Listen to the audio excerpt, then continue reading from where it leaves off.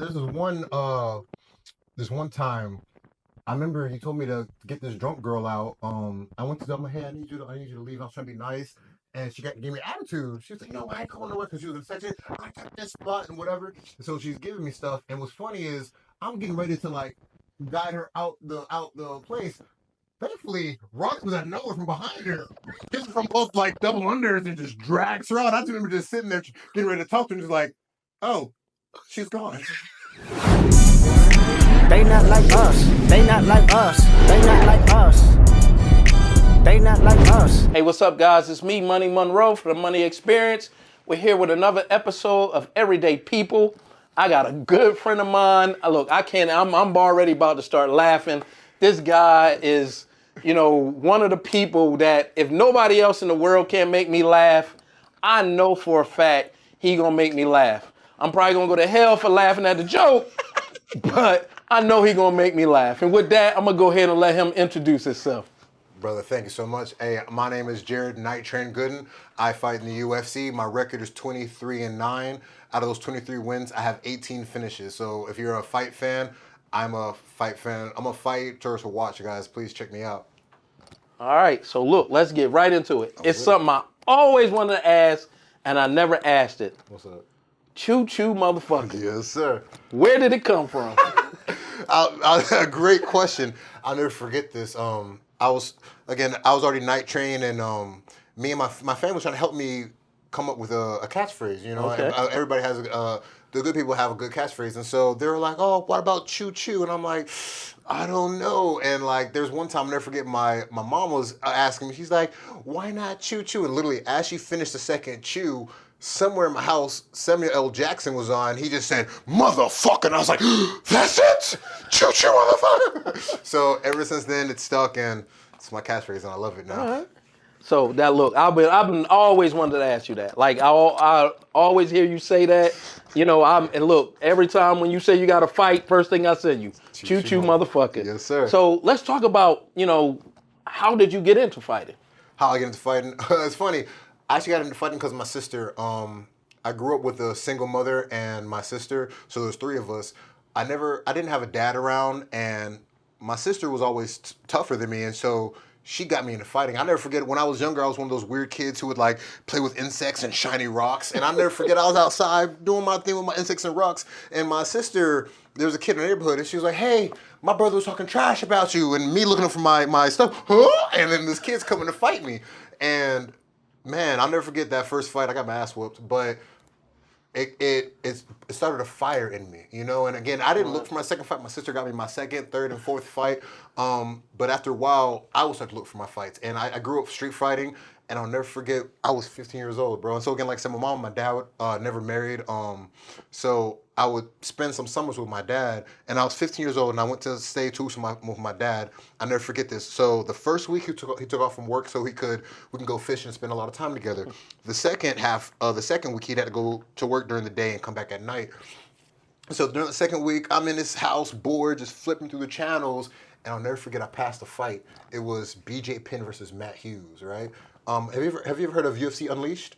Yes. TV show, right? Yes. So there was commercials in this fight, I'm sure. I don't remember them. I just remember the fight. I just remember being locked in for, I believe the fight was 2 or 3 rounds. But man, just seeing guys fight and hearing commentators talk so highly about them and hearing these guys getting paid to fight, I knew that it was my calling. I saw it, and again, 2 years later, I walked into my first gym. But before I did that, there's a local MMA show here in Atlanta called NFC, and my 11th grade Spanish teacher, Mr. Torres, was telling me about NFC and how they host fights there at Wild Bill's at the time. And I was in MMA, and so I got one of their flyers. I found the matchmaker's email, and so I emailed him like, "Hey, I want to fight on your show." I'll never forget. I didn't have internet at this time when I was younger. Again, I was raised by a single mom. We weren't broke, but we didn't have a lot of things. And so I had to email him through the school. I would go to school, email him. I had to go home and wait. I had to go back the next day, and I realized I have a response, and I would open the message. And the next message, he was like, "What gym do you train at? How long have you been training?" I'm like, "No gym, just been street fighting. I just want to fight." And so what's funny is I thank God for, his name is David Oblas, promoter for NFC. He sent me a gym's name and a coach's name. He said, "Hey, check out this gym, ETA." The coach's name was Philippe. And I'll never forget, I walked into that gym June 2nd, 2011, and it changed my life, and I've been stuck ever since. All right.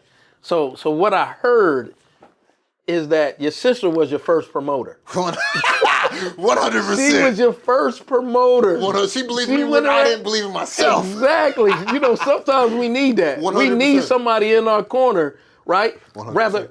Rather they believe that we can do it or not, they had the confidence to throw you out there. 100%. So she knew you was probably going to get your butt whooped. Yeah. But she said, you know what? I need to toughen them up. Get them off the shiny rocks and the insects and get them into doing something else. So that's so cool. And when I see her again, I'm going to say something to her about that. So, all right. So, let's talk about, you got a big fight coming up. Yes, sir. Yes, sir. I got a fight, guys. I'm fighting May 11th in St. Louis, Missouri. Ooh, yeah, St. Louis, Missouri. But I'm fighting a very well striker. His name is Kevin Jusset, if I'm saying it correctly. If you guys know MMA, he fights out of City Kickboxing, which is in New Zealand.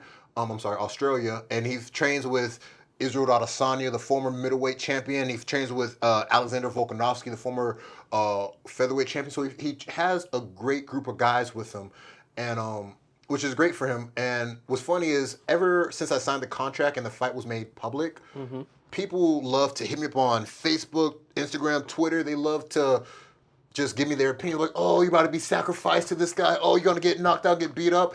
When in the beginning of my career, that used to bother me, but now I love it. Because what I've realized, and not to be mean or anything like that, but people judge what they can't do. You know what I mean? So when people judge me, I have messages in my Twitter like, oh, you're the worst UFC fighter. I say stuff like that. I don't get rid of it because that's my motivation. Like when I'm down and out, when I have to get up and stuff like that, I'm like, when I have to get up when I don't want to, I love to read that kind of stuff because, again, like, that's your opinion, and I love to change people's opinion, you know what I mean? And so, like I said, I love my fight again, May 11th, guys. Check me out, ESPN. So let's talk about, first of all, I'm a little upset, though. What's up? Because I thought it was in Vegas first. We talked about going to Vegas. I'm trying to get my first trip to Vegas, and now you're moving the fight to St. Louis. So it's not on me, I promise you. Okay. When I got the contract for my fight, it even said the location was to be determined. From all the other sources I was hearing Vegas, the UFC Apex. Right. So I'm sorry that sadly that's what I told you because that's the information I was hearing. Yep. And then I'll never forget, it was a UFC card, I believe it was 299 that just passed with Sean O'Malley fighting on it. That's what they announced that my fight's going to be in St. Louis. So UFC changed it on me, not me. I apologize. So who I need to beat up? Who I need to get in the ring with? I'll give you some numbers now. Okay. All right. We supposed to be in Vegas, not in Missouri. Oh. But, not that I've been to either one, but all right. So let's talk about what do you do outside of the ring? So I'm really big into music. What's funny is, so I don't know if you guys see, I have these lip tattoos on my neck. What's funny is, inside the lip tattoos is music notes. And because I tell people music was my first love. And so I've been playing guitar since I was in high school, since 2010. And I used to be in band in high school. And it wasn't until 2 years ago I recently picked up the keyboard. I love the piano, but I love making music. I love covering music. Again, I love just sitting there, just messing around with music. But music is my main love. Because what I love about music, I can't remember who said it, but there's a famous saying, just life without music is dead. Like, there's no, like, you know what I mean? And like, that speaks to me. That. You know what I mean? That speaks to me. And they said, and somebody else said, music is the real magic. You know what I mean? And again, that resonates with me because there's songs that, again, just speaks to the soul. It doesn't even speak to me, but the music speaks to my soul, So that's why music's so important to me. So outside of fighting, I'm messing with music. So does that mean we got an album coming in the future? No. We got a performance in the future? What we got going on?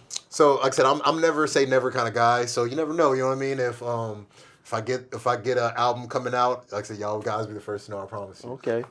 All right, so let's talk about tattoos. A little bit before we got on air, we was talking about tattoos, right? Yes, sir. And we talked about, I gave you my little story.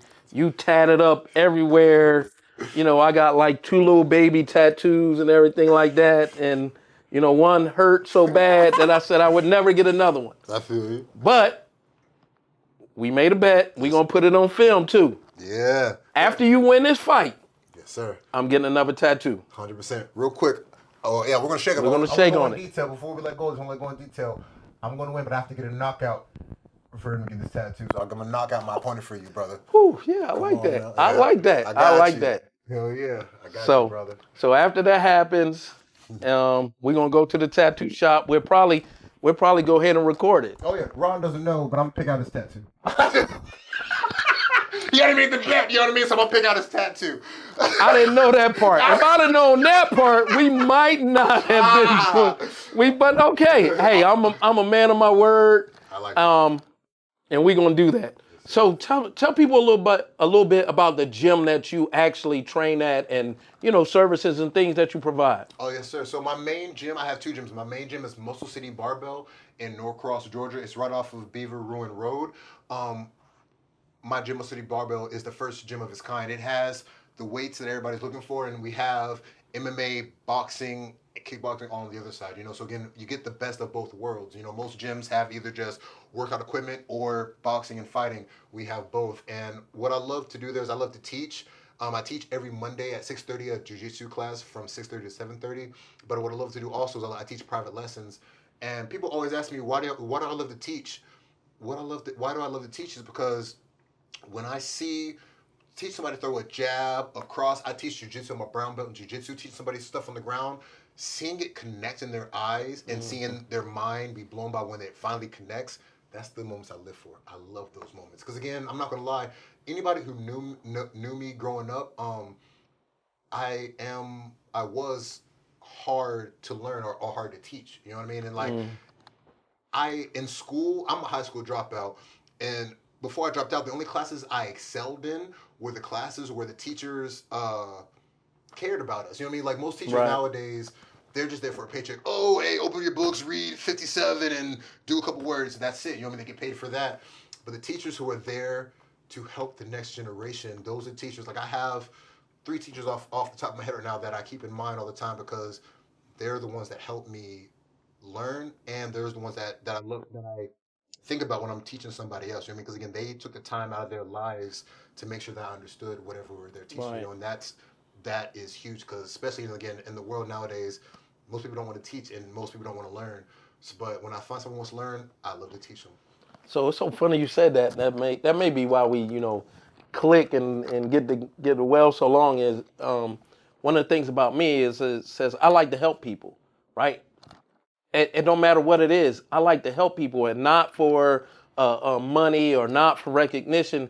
It's just I just like to see people do better, right? So if I can help you do anything, and you get enjoyment from it, or you get whatever it is, I like to see that, and that's where I am. That's where I'm in as a person. Even though if you look on my Instagram bio, it says I like to help people.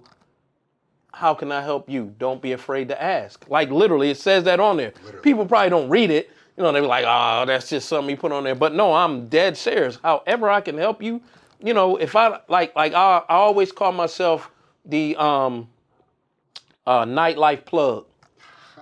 I like that. Please explain. I like that. I'm the nightlife plug. I don't have rental cars, but I know people who do. Nice. Right? I don't have a party bus, but I know people that do. I'm not a barber, but I got an after-hours barber, right? I'm not a makeup artist, but I got an after-hours makeup artist.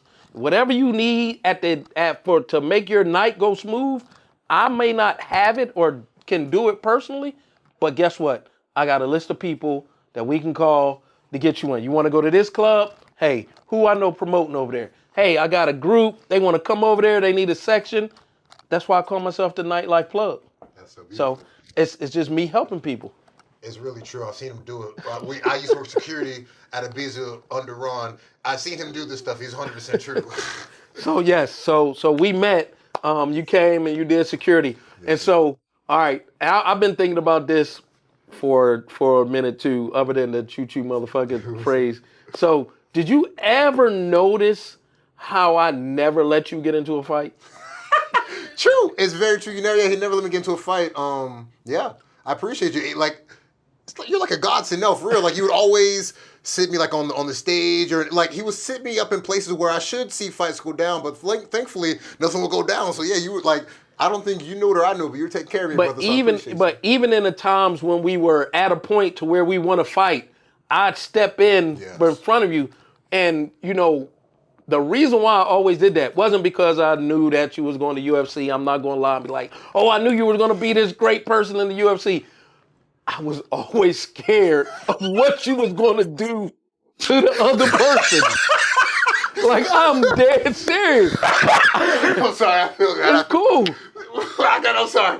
Do you remember I got my boy Mike hired at a business? So real quick, I can let people know. So yes, I'm an MMA fighter. I'm the kind of guy that I love to help my friends as well. I got my friend Iron Mike hired at Ibiza. I'll never forget this. It's a day where this drunk guy's at the bar. I think he's touching the women, and they asked Mike to tell him to stop. So Mike went and was like, "Hey man, stop doing what you're doing." And then he went back to his post. The guy kept doing it, and I'll never forget this. I saw Mike walk back up to this guy. He got to nose with this guy, and he's like, "What are you doing? Do you want me to hurt you? I just want you to have a good time." In this man's face. And the guy literally, like, I could tell he's drunk, but you can see he just sobered up and just, okay. So it's funny, he was worried about me. Nah, you're worried about my boy Mike. Man, my boy Mike was crazy. Yeah, I used to just always be like, if he hit him, he gonna kill him. If he hit him, he gonna hurt him. I used to just be like, I don't want him to hurt nobody. Like, let me punch him in the face, but I don't want you to punch him in the face. So I'll never forget this. This one time, I remember he told me to get this drunk girl out. I went to tell my, hey, I need you to leave. I was trying to be nice. And she gave me attitude. She was like, no, I ain't going to work because she was in section. I got this spot and whatever. And so she's giving me stuff. And what's funny is I'm getting ready to like guide her out the place. Thankfully, Rock was out of nowhere from behind her. This is from up like double unders and just drags her out. I just remember just sitting there getting ready to talk to her and just like, oh, she's gone. But you know, 100%, you saved me so many times from altercations, so I appreciate you, brother. Yeah, no problem. And like I said, it wasn't, I'm not going to lie and be like, yeah, I knew you was going to be this great UFC fighter that you are. It was just, I could not see myself allowing you to beat up somebody. So, now, all right, real quick, and we're going to wrap it up. But you may not remember. You remember there was this dude, he was like 6'7", 300 pounds. He had hit his girl, and we was arguing. You was about to go at it, and I stood in between you and him, like. In my mind, I was like, maybe I should let him fight him, cause that dude was huge. Yeah. But I stepped in between them, and I just grabbed him, like, yo, you gotta go, and pushed him out. Luckily, he ain't that crazy. Well, I mean, we'd have had to take him down, 100%. But I did. When I first stood him, my first thought was like, maybe I should have let him take care of this one. I can see you step in front. Why did I do this? Exactly. Actually, before we get out here, yeah, no problem. I want to ask you a question, brother. Okay. So, the way I was raised, there's three people in the world, three different kind of people. There are leaders, there are followers, and there are individuals. I consider myself an individual. The reason I say that is because, yes, so I can lead, and to be a leader, you have to follow a little bit to understand how to be a leader, right? The reason I call myself individual is because life is a path. By choice or by God or whatever it is, I usually walk alone. If somebody comes along, they're with me, and then usually they always break off. You know what I mean? So, but like, my thing is, while we're walking together, if I can help you learn something, or if you can help me learn together, that's awesome. You know what I mean? But usually people always break off. So I know I'm an individual. I want to ask you, which one do you think you are? Which one do you know you are? So without a shadow of a doubt, and not to be cocky or anything like that, I'm a leader. Nice. Right? Cocky! I'm a leader in the sense that I'm gonna take it back to, people used to always think that I wanted to be in charge. It don't have nothing about it had nothing to do about wanting to be in charge. It was about, I know I can help you and us accomplish whatever it is that we have to do if you just listen to me. Now, I know how to sit back and let someone else lead, right? Yes, sir. That's one of the signs of a good leader, 100%. is to be able to be led yourself. And so when in anything that I do, and a lot of things that I do in life, right, I'm always looking to be that example. Like a lot of people don't want to be role models, right? But whether you know it or not, there's always people watching you, 100%. right? We always think that being a role model means being a role model for some little children. No, your coworkers are watching you. Your family is watching you. Your neighbors are watching you. And somebody in that group looks at you as a role model. So I always want to pattern myself to be that role model. I want them to see me go through whatever I go through the right way, right? Because we are always going to face trials and tribulations. They are always going to come our way. Yes, sir. But the thing that matters the most is how we go through them. Yes, sir. And so as a leader, my job is to go through it the right way so that you can take a look and say, that's how, if I get in that situation, that's how I should go through it. But a better leader rubs off on you to the point to where you say, I don't want to go through that situation because that's what happened, right? And so that's me, right? That's always been me. That's always been me from, teenager, in the military, out the military, everything. I've always just wanted to be that person to help people get to wherever they're going by any means necessary.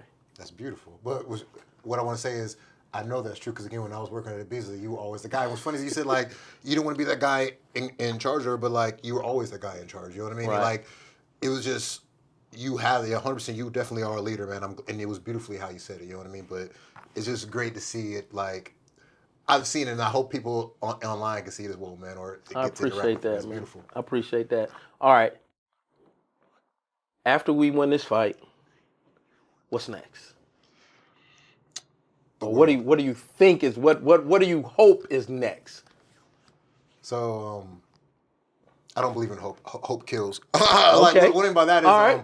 like when people are like, "Oh, I hope it doesn't rain today," and it rains, like your day's messed up. You know what I mean? Right. I don't believe in hope. I make it happen. So I am Got going to win you. this fight. After that, the world's next. You know what I mean? Like I'm getting into acting and voice acting. I've done one movie. It's on not a real movie, but it's a little clip on YouTube. Okay. I actually did do another movie. It's coming out on Tubi pretty soon. Okay. So yeah, my next thing is after I win this fight is to get more into voice acting because really quickly, man. You ever watch Family Guy? Yeah. I love Family Guy. What's crazy is the woman who does Meg's voice is I'm gonna say her name wrong, but she used to be in that '70s show.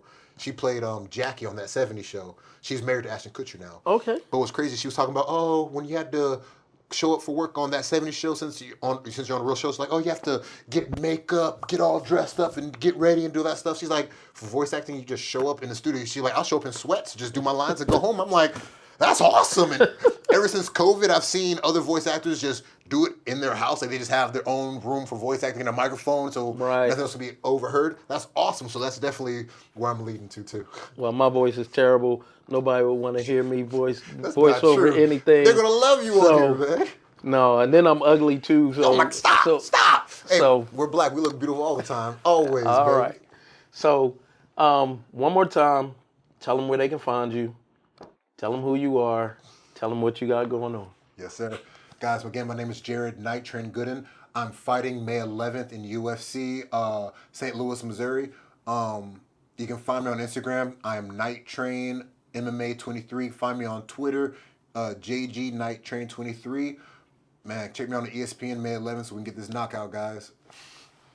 All right. So again, want to thank everybody for checking out this episode. My man, we're gonna get that tattoo. You sound nervous. Wow. Gonna get that tattoo. We're gonna get that tattoo.